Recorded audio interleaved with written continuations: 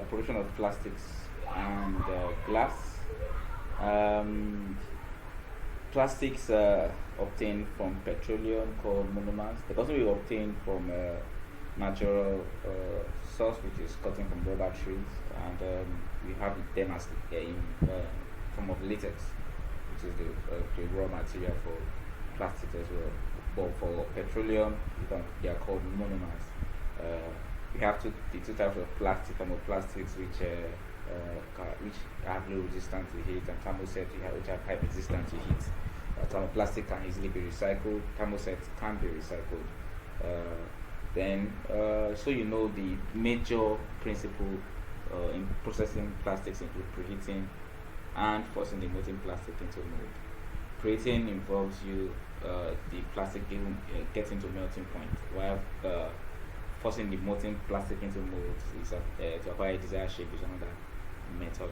At this stage, it might not necessarily go into melting point, but also can be shaped into another form of plastics, shape of plastic. So we have different type of injection method, one of the oldest method, and you can see the way it looks like. It can be used for making water bottles. So your plastic bottles are made using injection mold.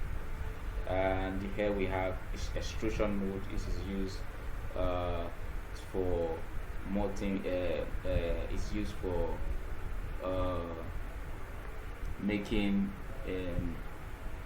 screws or some very complex kind of shapes compared to that of the other one, which is called injection mold. Then here we have also compression mold, which are used for making water pipes, drainage pipes, and we have vacuum molds, which are used um, for for creating bowls and pots and the likes. So compression molds are used for making biro cases as well. So calandrine is used to produce long sheets like nylon and polythene products. So for processing rubber is similar to that of processing plastic. The method are similar, the principles are similar. But so you know you have natural rubber, you have synthetic rubber. Synthetic rubber is from petroleum monomer. Which is the raw state.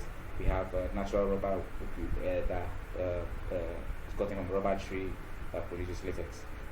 We have here that the principles include the foremost includes rubber is softened by adding chemicals and mixing it thoroughly to bring it into a moldable state. It's then preheated, and the molten rubber is forced into a mold designed to take shape. So the principles are similar uh, to that of the plastic processing.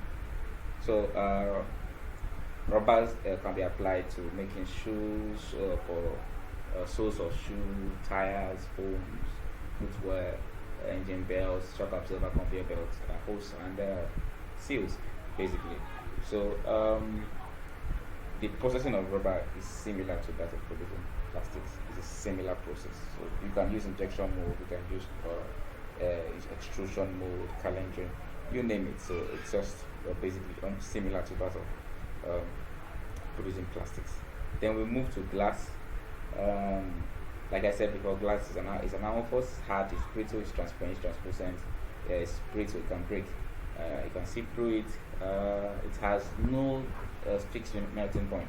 So materials needed are commonly sodium, potassium, calcium, lead, and metallic silicate or silica. Some we even say silicon or sand. So so it has its own properties, which I talked about in my previous class, and silica is 70% of the material needed to actually produce glass. So glass manufacturing includes these processes. It includes melting, which can be done in a pot furnace or tank furnace, forming and shaping, annealing, and finishing. I will just go on to talk about the major processes, which is one, the melting, raw uh, materials, sand, soda, are mixed and finely powdered. Then they are then mixed with cullet, which is glass waste, or like you have scrap metals, you have also glass that can that also called scrap. which are called coolets. The technical term is called coolet, and they are then put together in a pot furnace or tank furnace where they are heated and fused together at 180 degrees Celsius. So types of pots that are used could be open crucible pots or closed cover type of pots. This is where heating takes place, and the metal and the glass is actually heated to a point whereby it melts, and you have it in liquid form. And or you can also use a tank furnace, as the case may be. Then